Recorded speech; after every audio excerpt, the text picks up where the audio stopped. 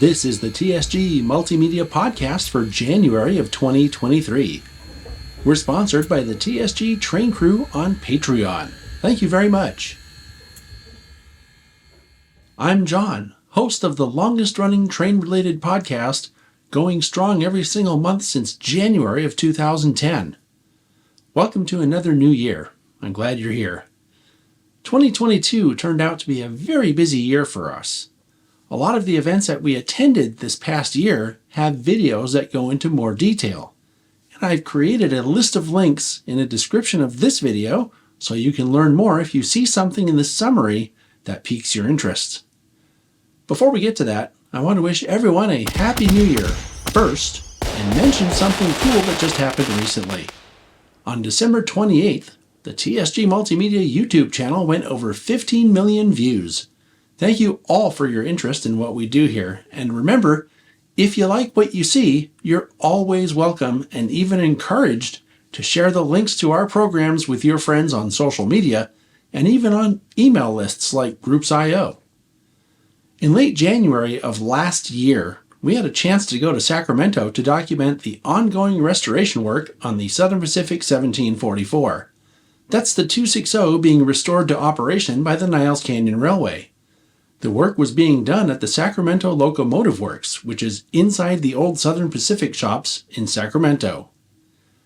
In February, we helped produce the virtual portion of the Bay Area Layout Design and Operations Weekend. We'll be doing it again this year, and I'll talk to you a little bit about that later in this program. Also in February, I went to my friend Robin's place to make a video about his N-scale cannon car and military train. That was cool, and as I always say, something you don't see every day. In March, we went to the annual Railfest event at Hillcrest Tree Farm in Reedley, California. Later that month, we made a visit to the SPCRR at Ardenwood Historic Farm in Fremont to see their newly completed track extension. They weren't operating any trains at that time due to having eagles nesting along the right-of-way, but we were able to capture some interview footage for a video that was under pre-production at the time. In early April, we went out to the Western Railway Museum for a special behind-the-scenes look at some of the equipment they have and maintain there. That was especially cool, and of course, there's a video here on the channel about it. Later in April, I got together with my buddy John Wiley to record some narration for a Wiley's Wandering video he shot up at Soundrail during an operating trip he took the month before. Then in May, we went to Santa Margarita Ranch to check out the Best of the West event. This was an important trip because we got to meet a guy I'd been hearing about for years prior to that, Jeff Badger. Everyone in the steam industry knows Jeff, and it was great to finally meet him. While we were there, we also shot a video about the Pacific Coast Railroad. That's the narrow gauge line on the property there. In early June, I was lucky to meet Bob Brown, the editor of the Narrow Gauge and Short Line Gazette. My friend Dave Adams took me there to meet Bob in preparation for a layout tour video we would end up shooting later. This is another instance of getting to meet someone that I had been hearing a lot of great things about for years. And what a great guy, too. Things started to get even busier when I went with John Wiley of Wiley's Wanderings fame to Southern California for SoCal Ops, an operating event in Southern California. This was the first time I went on such a trip. We got to operate on several layouts, and of course, while we were at it, we recorded another episode of Wiley's Wanderings. When I got back from that trip, I was able to shoot 2 layout tours for the channel. July featured the Great Western Steam Up in Carson City. This event was really cool, as a whole bunch of steam engines were fired up all in one place for the first time since the late 90s. And I mean a bunch, like more than 10. That's a lot of steamers. We saw a ton of old friends at the event and also got to meet a lot of new people too. I made a video while we were there. It's the only video that I'm aware of that was taken at the event that focused on the crews of all the steam equipment that was there. That's one that's definitely worth checking out if you didn't get a chance to see it when it came out last year. We only got to stay at that event for one day because something big was coming up real soon. What I called the epic adventure of 2022. The epic adventure was originally planned to take place over about 2 weeks and would have coincided with the trip that the Union Pacific Big Boy was supposed to take all the way out to Portland and back to Cheyenne. Well, as you probably know, UP canceled that trip, but Alvin and Michelle were coming out to California anyway because they had non-refundable tickets. So instead of chasing the big boy, we spent a couple days out in the Sacramento area, then moved the party out to the Bay Area for more railroad-related fun. Another great part of this epic adventure was that we were joined by many other friends on the various little excursions we went on. That was excellent, and it included an important trip to the Western Pacific Railroad Museum in Portola, where we got to meet TSG train crew member Ethan Doty and shoot a video about the museum. We also stopped for a quick look at the world-famous Ketty Y. The next day, we went to the California State Railroad Museum, including a tour of the old SP machine and erecting shops. The day after that, we moved the party out to the Bay Area with a trip to the Niles Canyon Railway, where we were treated to a tour of Brightside Yard and their shops. That was followed by a visit at the South Bay Historical Railroad Society, where the volunteers there gave us VIP looks at the private rail car, both layouts, and the interlocking tower. The next day included a trip to the Western Railway Museum and a visit with Jack Burgess and his Yosemite Valley Railroad. Finally, the last day of the epic adventure of 2022 was a visit to Roaring Camp, where we rode both the beach train and the narrow gauge train. It also happened to be our friend Murph's birthday that day, so that made things even better. It was all such a great time, and I hope we can do something like that again sometime soon. Now, you can catch a lot of these great times on the Chasing Trains series that came out in 2022. You can also see the video we shot at the Western Pacific Railroad Museum if you search here on the channel for Western Pacific Railroad Museum, Portola. The weekend after the epic adventure was over, Jack Burgess hosted the first of 2 special op sessions on his YV layout for TSG train crew members. I didn't document these for the channel because they were sort of behind the scenes and only intended for the train crew members. It was very difficult to figure out who was going to be invited because not everyone is into operations. So I ran a poll on the Patreon page to gauge people's experience and interest in ops in general. Then I made a list from that because it's not a layout that would be appropriate for someone who had never operated before. Within a week or so, we were back at it again because a special visitor was in the Bay Area for a few days. I'm talking about a guy named Jacob Wright. Jacob first became known to us in 2021 when we put on the 2 virtual conventions.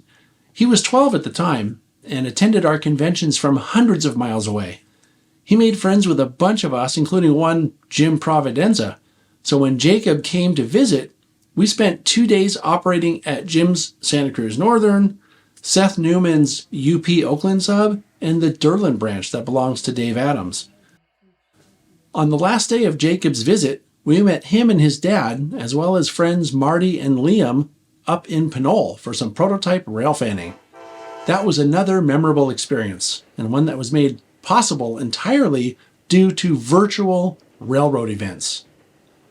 There was one more event in July, and that was the Golden Spike ceremony for the track extension I mentioned earlier at the SPCRR at Ardenwood. This was an all-day affair, and I have a video on the channel documenting it. Search for SPCRR Golden Spike to find it. You'll be glad you did.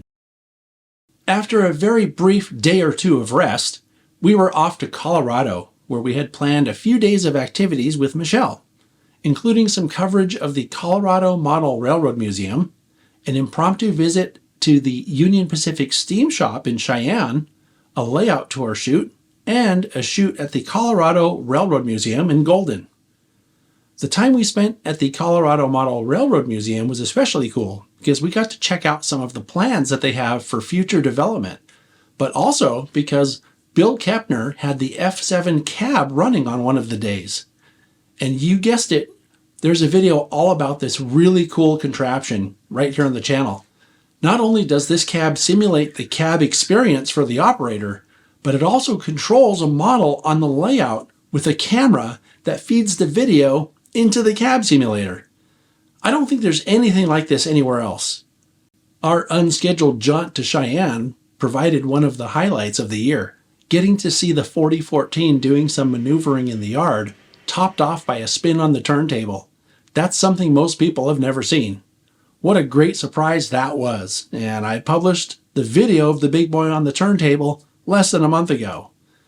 Our layout tour was also very special, as we had two guest presenters, John Parsons from Azatrax and Jason Jensen of Jason Jensen Trains.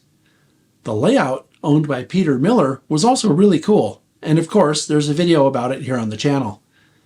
The finale to the work portion of that trip was a jaunt over to Golden, Colorado to make a video about the Colorado Railroad Museum. We were hosted by Rob Kramer, who did an excellent job showing off some of what's there at the museum. So this was a very fun trip, but also very full of shooting video for the channel. I want to point that out because anytime we go somewhere, that's almost always a big part of it, work. It sounds like fun, and it is, but it's also cramming in as much productive time as possible. These kind of trips are made possible in large part by the support we get from the TSG train crew on Patreon. If you can add your support to our efforts, please visit patreon.com/TSG Multimedia and pitch in a couple bucks or more per month to help us get to these places. And let's not forget a super huge thank you to Michelle for, once again, helping make a lot of very fun and interesting things happen. I call that a super friend, and it's appreciated more than you know. Thanks, Michelle. A little later in the month, the Bay Area Garden Railway Society had their open house weekend for the south part of the region that they cover, and we have a tradition of helping out at two of the layouts that are open for that event. The San Benito Southern in Hollister was open on Saturday, and we had more visitors than I think we've ever seen at that layout. And then on Sunday, the Fern Creek and Western in Santa Cruz was open, so we helped keep the trains running like always. That was also really cool because visitors to the layout that day included an almost who's who in the Bay Area railroading and model railroading communities. The Monday immediately following the Baggers Open House weekend saw one of the most important preservation events in the Bay Area when the Southern Pacific 2479 was moved from the Santa Clara County Fairgrounds up to Niles Canyon, where its restoration will eventually be completed. That move included the Linton roundhouse and turntable, as well as a water tower that stood in the Linton shop area for decades. Thanks to Ken Middlebrook, we were on hand to document the loading of the locomotive onto 3 huge trucks for the move north. The video was released on the channel within about a month after the move took place. That same week, we shot a layout tour of the New York Central Valley Division with Ed Loazzo. That video was December's featured layout tour and is very much worth a look when you get a chance. On the first weekend of October, the West Side Reunion and Sierra Seminar were held in Sonora, and it was our first time going to the West Side Reunion. While we were there, we shot a video about the West Side Reunion so it can be used by the event's organizer, Frank Markovich, to spread the word about the event. Once again, it was an excellent chance to see old friends and meet new ones, and that doesn't even count the fact that both of these events are full of excellent historical and even current information. The very next weekend, we traveled to the Central Coast to attend the Central Coast Railroad Festival. This is an annual event put on in that area that highlights the region's railroad heritage and has open houses of layouts and prototype-size railroads in the area. There was at least one highlight for each of the 3 days that we were there, including Paul Deese's SP layout, the San Luis Obispo Railroad Museum, meeting Anita from Central Coast Trains, and something called Norgrove, where they have a gorgeous rebuilt 2-foot gauge World War I trench engine. Meeting and talking to Hayden Siebold, the chief mechanical officer at Norgrove, was especially great since I've known him for a few years, but never had a chance to meet him in person until the visit on this trip. Hayden is a great example of a young person in the industry with a lot of skill and knowledge. And you know how I love to highlight stories of the people who will carry the knowledge of working steam on to the next generations. We stayed with our friend and TSG train crew member Paul Deese, who also volunteered to be the host of a program about the festival that came out right here last Saturday on New Year's Eve. When you're done here, go check that out and let us know if you think we should cover that festival again next year. I think Paul did a great job hosting the show and hosting us for the weekend. Our biggest thanks go to Paul and his wife Dorothy for hosting us during that great event. We had the first ever test operating session at the Fern Creek and Western in the middle of the month. Trevor, Paul, and Eric worked diligently to come up with a working operating scheme for the railroad, and we put it to the test. I'm still working on a video about that event, and it should be out here on the channel pretty soon, so look for it. I talked about November in detail just last month, so I'll just say that the highlight was going to Yuba City and getting to meet the Vargas brothers at a cool 2-rail O-scale layout owned by Mike Andrews. Great time all around and a cool layout too. And that brings us to December. Hello, it's December 1st, and we're sitting on this cold, dreary, rainy day, sitting in the car. We're about to go into the Ohio and Little Kanawha model railroad layout for an op session. Should be a lot of fun. This is a gorgeous layout. It's a fun operating session. We've been to at least one or two here before. And, you know, sometimes when we're doing these op sessions, I'll run into something that we're doing, and I'll come on here and tell you something informational about some operation that we're doing during the session. You know, whether it's setting specific cars out for a certain reason, or maybe the difference between a facing point switch and a trailing point switch, or something educational. So if we run across anything like that this time, I'll be sure to come on and tell you about it. But for now, we're going to go in and have some fun.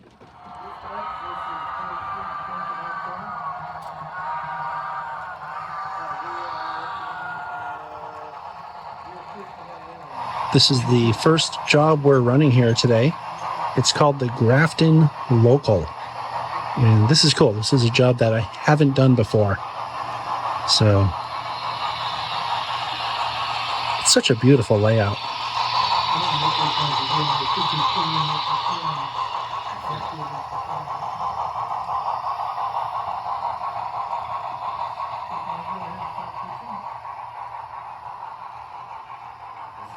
So this job consists of taking a train out of one of the major yards on the layout and taking the cut of cars that's attached to the locomotive to the other major yard, picking up another cut of cars at the other major yard, and then taking it to a town and switching. And again, this is one of the things that you have to know about when you go to an operating session. These are the instructions, and they're very complete and very clear. So if you're thinking about doing an op session at your layout, this is something to know. You want to have really good instructions.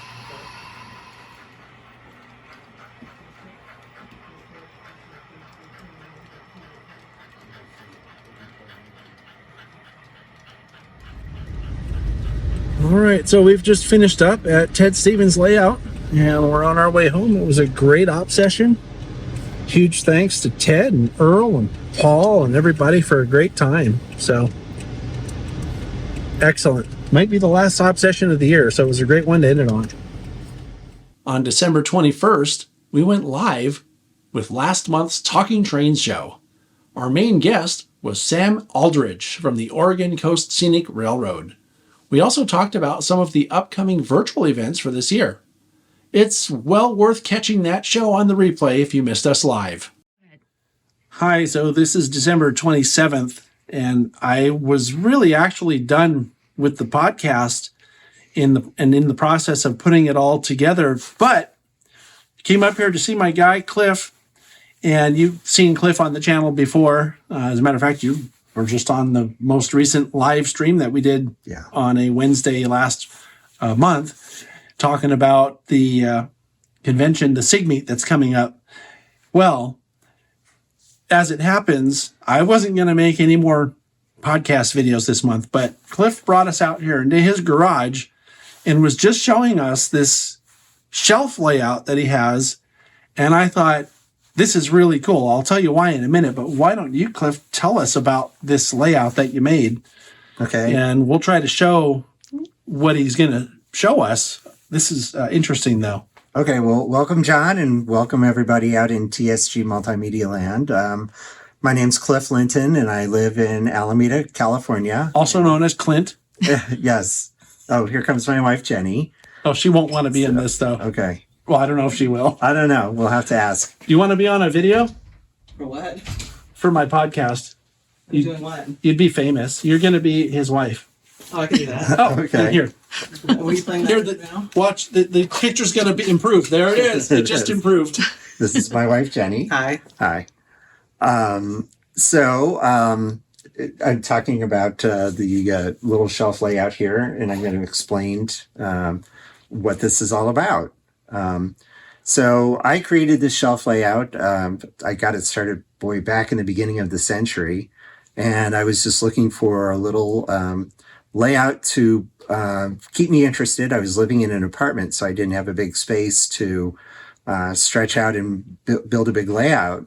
And when I put this together, I was using very small dimensional lumber, like 1x2s and things like that, and then foam, so it all would be light, because landlords don't want you to hang heavy things on their walls. Mm-hmm. That's what I did, and this was about as long as the space that I had on my bedroom wall in my apartment. What is this, about 8 feet or so? This is 8 feet long and 12 inches wide. It's a small logging layout set in the early Depression era, so everything is hand-me-down. This is the area where the logs would be harvested from the forests. We've got a runaround track. The one in the back is the one where we would have a log loader, which I'll show you in a moment. The track to the front is where we would have the flat cars that would be loaded. There's a tail track here, and this is one of the tricky points of design for this, because the tail track is only long enough to fit the locomotive. So if you are trying to run around and you are trying to get some of the work done, you have a pretty big limitation on that. Put a little bit of scenery here to just kind of frame the scene a little bit. You put that scenery so that to block the camera so we can't see the runaround track. Sorry about that. This will be a gravel road, so we'll have a grade crossing there. This is two creeks coming together, and they will come underneath this bridge, which is still yet to be built. And then this is yard limits here. So rough scenery is done here, but I'm about to do some trees, so those will come in pretty quickly. Here is the locomotive. This is not a very rich railroad. They don't have a lot of different locomotives. They got one. The track is Pico Code 75, in case you're interested. But as we go looking into the yard, we have a loading dock here, which would be used for loading this boxcar with finished lumber from the lumber mill. Let me scoot this down just so you can see the loading dock. Sure. Is that okay? Yep. Sorry, I touched your... Oh, no problem. Expensive model. Whoa. Yeah, that was scratch built. Then we've got the foundation for the lumber mill here. That's an AHM lumber mill structure that's being kit bashed. We've got 2 tracks here for helping to sort out. And this little spur here is for interchange, because we will have box cars coming in and going out with the loaded.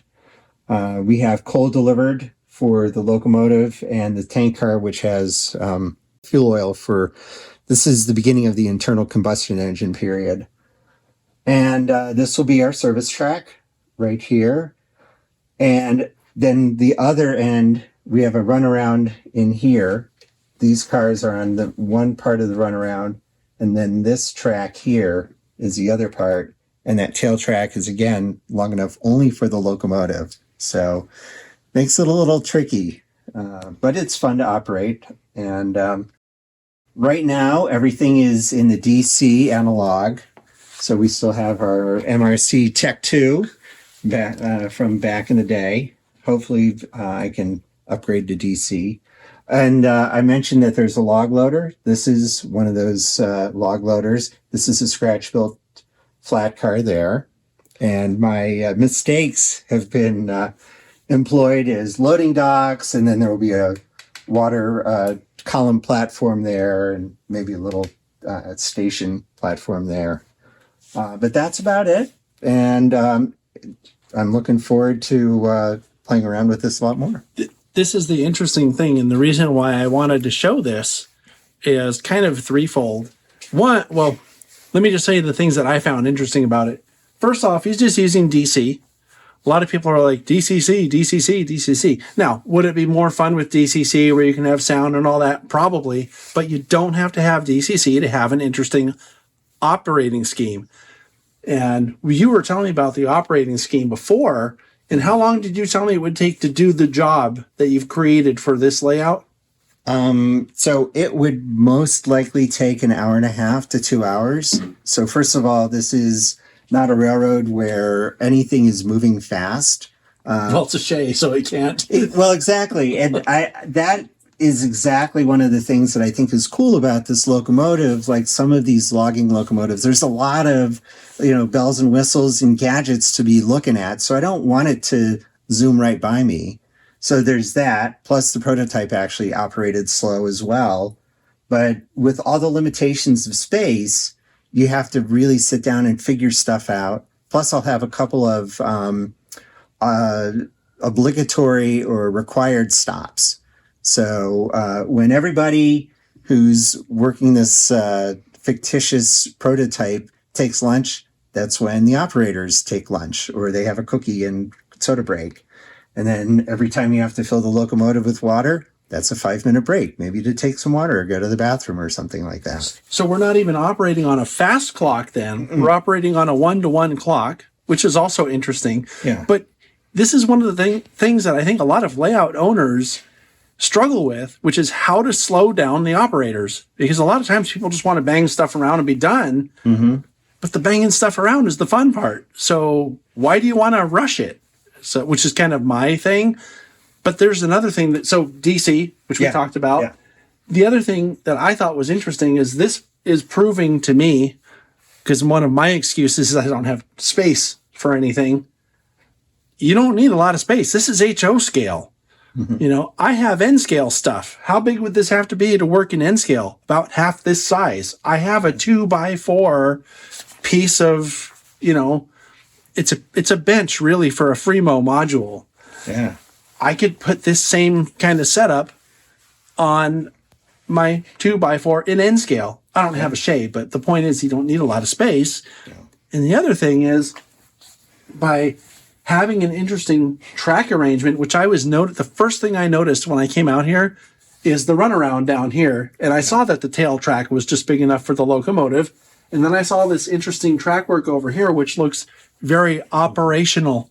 And I'm like, okay, he is doing something that's an operating scheme for this. And then come to find out that was exactly what was going on. Yeah. So, and the other thing is, it's not really finished per se. Like, the scenery is not really done. It's, forgive me for saying it's kind of crude, there's nothing really deluxe going on, but he's going to have a lot of fun. And it looks to me like it would be a lot of fun to do the op session here. Oh, and it's a lot of fun to build. I've been using this totally as an excuse to kind of build some muscle memory with making scenery and fine-tuning the track. And, give me a couple of months and I'll have the ballast down. I'll have some trees in. I'll have 1 or 2 structures, and this will look a lot different. But this is good enough. I'm not looking for the most ultimate, highly detailed thing. This is just, let's have fun and just get something going. Exactly. And that's Clif's. It's the quickest layout tour we've ever done. Well, thanks for stopping by. Yeah, one of the quickest layout tours we've ever done. Thanks for it. I hope everybody enjoyed watching this. Thank you. Thanks for sharing. So, 2022 was another very busy year, with a ton of friends and fun mixed in for good measure. I want to mention a couple of important things I left out of the summary. A huge thanks to the folks whose layouts had operating sessions that we attended. That included Ted Stevens, Jim Providenza, Jack Burgess, Ray Turner, Dave Lovelace, and Dave Adams. And also to the friends we spent time with without making videos for this channel. I also want to thank my great friend Seth Newman for letting me use his layout and pick his brain on some of the videos I've put out this past year. You all make our lives a lot better just by being great people. On that same theme, I also have a very special and heartfelt thanks to the TSG train crew, whose support also makes everything possible. If you see anyone in this list that you know, thank them for supporting the content you love. Better yet, why not join the TSG train crew yourself? You might find yourself being offered excellent deals on models that get featured here on our Product Spotlight series. Or maybe even get invited to a special event that no one else gets to go to or even hear about until it's over. We try to make it special for the train crew community as a thanks for the support they provide. Thank you all very much. And of course, if you're not able to help by joining the crew, you can still help by sharing the programs you enjoy with your friends on social media. It all helps and it's all appreciated more than I can express with words. So, starting this month, we're adding a new segment to the podcast called the Monthly Model Catch. This gives everyone a chance to share what's on your workbench. I'll go first with the project I've had sort of on my back burner for a few months now. Well, more than a few months, but I won't get into that. It's my N-scale long-distance Amtrak train. I've been deciding how I want to light up the coaches, and I finally decided to do it with Kato's LED lighting kits. I had tossed around the idea and got help from Seth, who I just mentioned a minute ago, trying to do this with bridge rectifiers and capacitors, and just in the end, I decided to just go with the quick and easy way so that the project will actually get done. So I'll be shooting a video that shows the installation of these lighting kits, and then I have to speed match the locomotives. And these are the same models I showed installing the DCC lights and sound into during the pandemic. Then I'll go run the whole train at the SPCRR. So be on the lookout for that video in the near future. If you have a model project you'd like to share, send it to podcast@tsgmultimedia.com and be sure to include what it is and what you're trying to do with it. And now for the catches of the month. This first catch comes from Alvin Gilbert in Salt Lake City. You know Alvin as Shakalaka Bro. And this is Train 6, the eastbound California Zephyr. It was running 12 hours late, and I liked this shot so much that I made it our thumbnail and our background this month. Thanks, Alvin. Next up, we have some shots from Dennis Loudon. This first one is an eastbound grain train on the Morris sub heading to Wilmar, Minnesota. This was taken in October of 2021. And this is a shot of XBNSF-9s, now with the KCS logos on the front engineer side. This was taken at the CP St. Paul Yard, next to the engine shop. Our next two shots come from Ethan Doty.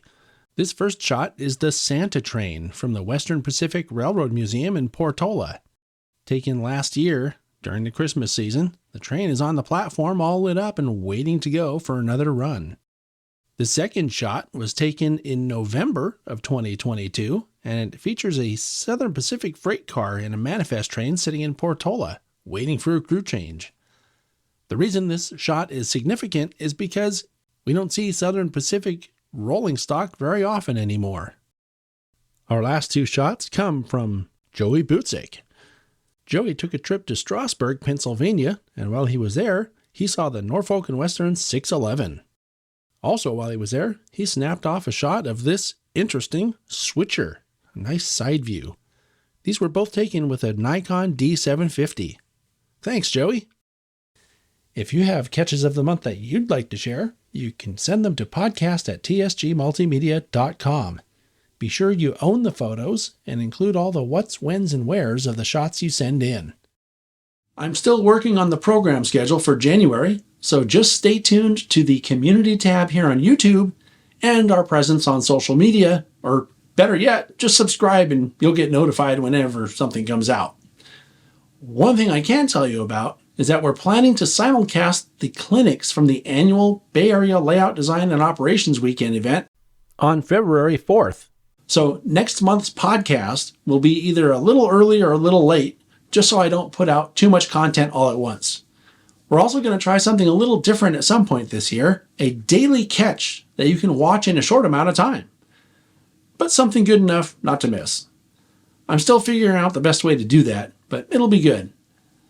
2023 is already shaping up to be full of activity, including plans to cover the Rocky Mountain Train Show, the PCR's annual convention, Sparky 107's annual YouTube meet and greet, more op sessions, donuts, model projects, donuts, layout tours, donuts, and more donuts. Happy New Year, and thank you for being here. I'll see you next time.